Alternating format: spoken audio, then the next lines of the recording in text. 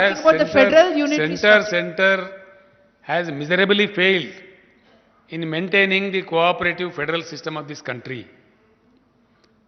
Right from Jawaharlal Nehru, Congress was doing the same mistake, and now these fellows have doubled in suppressing the powers of the center states, stealing away from the states, and they want to go in a centripetal manner, which is not desirable for a federal society like India.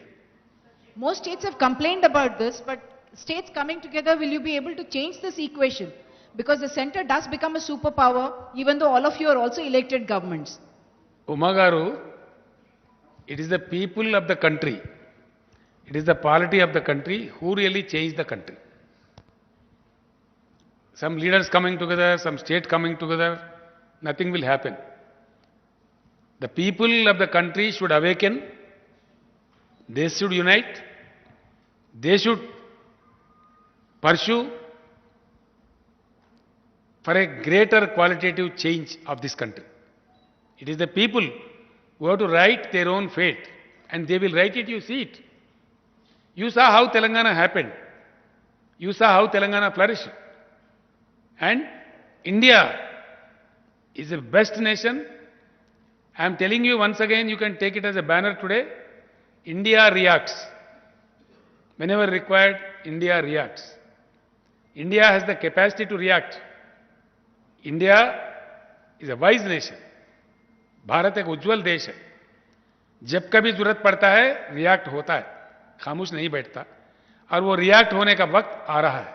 Thank you. Sir एक सवाल राज्य से संबंधित sir, काफी allegation है, serious allegation है, senior bureaucrat हैं रजत कुमार, आप क्या उन एलिगेशन के बारे में अवेयर हैं और क्या किसी तरीके का इन्वेस्टिगेशन अनाउंस किया गया है उन एलिगेशन आप थोड़ा एक बार आप कहेंगे.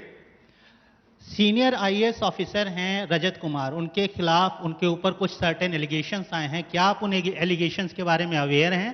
क्या मैं अवेयर नहीं हूं. कोई कुत्ता कहा होगा, उससे हर चीज को हम ऐसा थोड़ी, कोई कुत्ता भौंक रहा है बाजार में तो हमको देखेंगे क्या? कोई हमारे पास कोई राइटिंग में कोई पक्का एविडेंस आए तो बात करेंगे.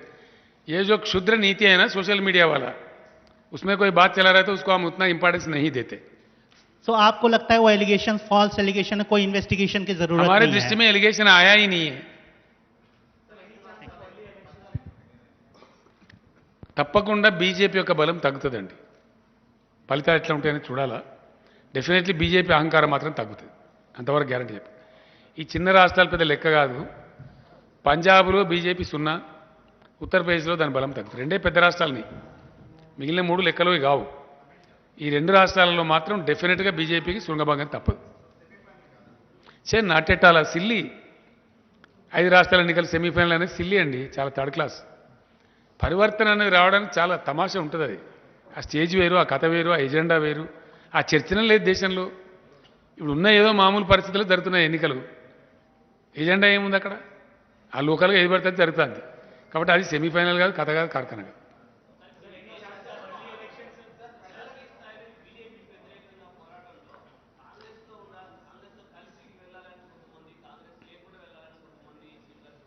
కాంగ్రెస్ ఏందో బీజేపీ ఏందో దేశం చూసింది కదా.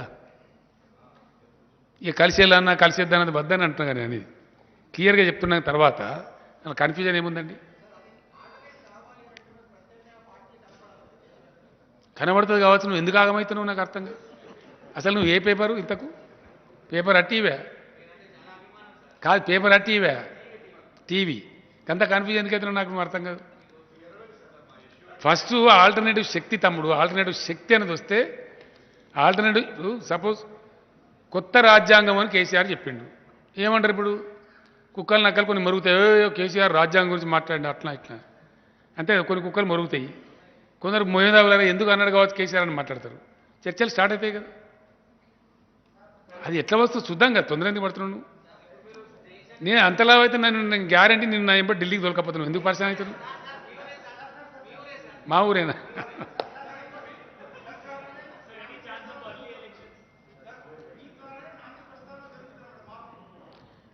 నా ప్రయత్నం ఓ కార్యకర్తగా నేను చేస్తా అని చెప్పినా తప్పకుండా చేస్తా.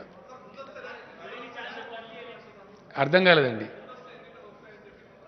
కొంతమంది బేవకూఫ్ కాదు అదే పనిగా చెప్తున్నారు. ఏం అక్కర్నదండి నాకు అర్థం కాదు ముందస్తు ఎన్నికలకు. ఏం అక్కర్నది చెప్పండి? ఏమైనా అవసరం ఉందా? అద్భుతమైనటువంటి రాజకీయ సుస్థిరతతోని 103 ఎమ్మెల్యేల మెజార్టీతోని టీఆర్ఎస్ ఉంది. ఏమక్కన మాకు పిచ్చుకోక ఘర్షణ అది. ఇప్పుడు కుక్క నా కొడుకు ఆ సోషల్ మీడియాలో పెట్టి దరిద్రపు ఉండకు ఏందది నాకు అర్థం కాదు. ఎందుకండి మాకేమక్కర్నదండి? ఎవడో పిచ్చి ఏదో బాగాలగాడు చెప్తాడు, వాడు మాట్లాడుతాడు, వాడు హౌలగాడు అన్నాడు. గాలి ఇవ్వలే నాకు అర్థం కాదు. వాళ్ళకి ఇవ్వలే గింతంత మనసులో పట్టుకుని మీరు వాడు ఎవడో కుక్కగాడు చెప్తే ముందస్తు ఎన్నికలు పెడతాం మేము. ఎందుకు పెడతాం నాకు అర్థం కాదు. ఇంతకుముందు మాకు అక్కర ఉండే డెఫినెట్గా టీఆర్ఎస్ గవర్నమెంట్ రిపీట్ అయ్యి మిగతా కార్యక్రమాలు కంప్లీట్ చేయాల్సిన అక్కర ఉండే. మేము పెట్టిన ఇరిగేషన్ కానీ పవర్ కానీ ఇంకోటి కానీ చేయాల్సిన స్టెబిలైజ్ చేయాల్సిన అవసరం ఉండే. I wanted TRS government back. So right టైంలో నేను డిజాల్వ్ చేసి పోయినాం, ఎన్నికలు కొట్లాడినాం. ఇప్పుడు అట్లాంటి అవసరం లేదే. ఆ భ్రమలో ఎవరు ఉండాల్సిన అవసరం లేదు. రైట్ టైంలో కరెక్ట్గా మా షెడ్యూల్ ప్రకారం ఎన్నికలు జరుగుతాయి. ప్రతిసారి పిడుక్కు పెళ్లికి ఒకటే మంత్రం ఉంటుందా? ఈసారి కూడా ఒక మంత్రం ఉంటుంది, అద్భుతమైన మంత్రం ఉంటుంది. ఇంకోటి చెప్పాను నీకు నేను. I'm telling you the result. ఎవడో కుక్కగాలు నక్కగాలు మర్చిపోను ఎందుకు నాకు అర్థం కాదు. ఈసారి టీఆర్ఎస్ గెలవబోయే సంఖ్య 95 నుంచి 105 మధ్య ఉంటుంది. రాసుకో. ఇవాళ 95 to 105 మధ్య ఉంటుంది. రాసుకో, చెప్తున్నా నేను. నా మాటనే 100% రాసుకో. డెఫినెట్గా నీకు ఎందుకు డౌట్ నాకు అర్థం కాదు. ఈసారి మా దగ్గర మంత్రం ఉంది, ఎందుకు లేదు? బ్రహ్మాండమైన మంత్రం ఉంది. మేము ఏం చేయాలని చేస్తాం కదా. అప్పుడు 8 నెలల ముందు అసెంబ్లీ డిజాల్వ్ చేసినాము. ఇప్పుడు ఒక 6 నెలల ముందు టికెట్లు అనౌన్స్ చేస్తాం క్యాండిడేట్లకు. ఏం పడుతుందా?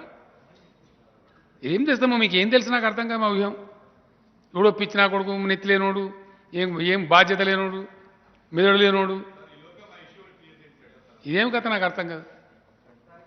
నాకు తెలిసి ఎమ్మెల్యేలది మీది ఒకటే బాధ. ఇద్దరికి కూడా నాకు తెలిసి వచ్చే నెలలో విముక్తి వస్తుంది. ఆల్మోస్ట్ ఇలా జాగాలది. ఎందుకంటే సుప్రీంకోర్టులో పాడైంది అది. మనం ఎటువంటి చేయడానికి ఉండదు. ఆడ మొన్న మాట్లాడినాము, వాళ్ళని అడిగినాము, అడిగితే ఇస్తామని ప్రామిస్ చేసిండ్రు. 99% మొన్ననే చెప్పిన, భూపాలరెడ్డి గారు కూడా చెప్పిన, పోతున్నారు మన ఎమ్మెల్యేలు కూడా పోతున్నారు. కొన్ని రోజులు ఆడ కూర్చొనైనా సరే మంచి అడ్వకేట్ని పెట్టి పర్సు వేసి తెస్తే మనం కొత్త చట్టం తెచ్చుకొని చేసుకునే పరిస్థితి కూడా చేసుకుందాము. ప్రభుత్వం శక్తి ప్రభుత్వానికి, ఎందుకంటే ప్రభుత్వం న్యాయమని అనుకునే వాళ్ళకు ఇచ్చేటువంటి అవకాశం ప్రభుత్వానికి ఉండాలి. ఇంతకుముందు పిచ్చి పిచ్చికి ఇచ్చారు, సొసైటీ అని పెట్టి ఇది పెట్టి అది పెట్టి. అట్లా కాకుండా మనం ఒక ప్రత్యేక చట్టం తెచ్చే ఇచ్చుకున్నాం అనుకో క్లీన్గా, డెఫినెట్గా అప్పుడు ఎవరు అడ్డం రారు. ఆ మాట కూడా వాళ్ళని అడిగినాం, సుప్రీంకోర్టు వాళ్ళని అడిగినాం. ఎందుకు సార్ మమ్మల్ని పరిచయం చేస్తారు? ఇళ్ళ జాగి అక్కడిన వాళ్ళకే కదా ఇచ్చుకుంటాము. అక్కడిన వాళ్ళకి మేము బలిమిటికి ఇస్తామా? తీయం కదా. కోటీశ్వర్లకు ఇస్తామా? లేని వాళ్ళకే ఇస్తాం. అట్లాంటప్పుడు ఎట్లా అంటే మీరు చట్టం చేసి తెచ్చుకుంటే బాగుంటుందని చెప్పారు వాళ్ళు. నేనేమంటున్నాడు, ఆ కేసు కూడా కొట్టుకోవాలి, ఒక చట్టం తెచ్చుకోవాలి, బాగా చెప్తా చట్టం పరిధిలో ఇచ్చుకున్నాం అనుకో, అప్పుడు ఎవరు అడవరు అడమను. నెక్స్ట్ మంత్ అయిపోతాయి నాకు తెలిసిన కాడికి.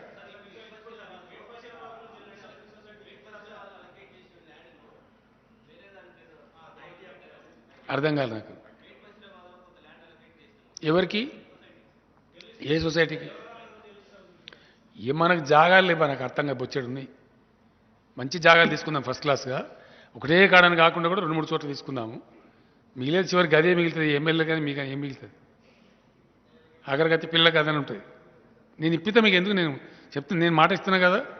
ఎమ్మెల్యేలకు వస్తుంది జాగా, మీకు వస్తుంది. మోస్ట్ లైక్లీ నాకుండే నాలెడ్జ్ పేరుకు నెక్స్ట్ మంత్, అది ఈ మంతే ఫిబ్రవరి ఎండింగ్ కల్లా కొలికి రావాలా. బహుశా మార్చిలో మనం పని కూడా కంప్లీట్ చేసుకుంటాం. Thank you.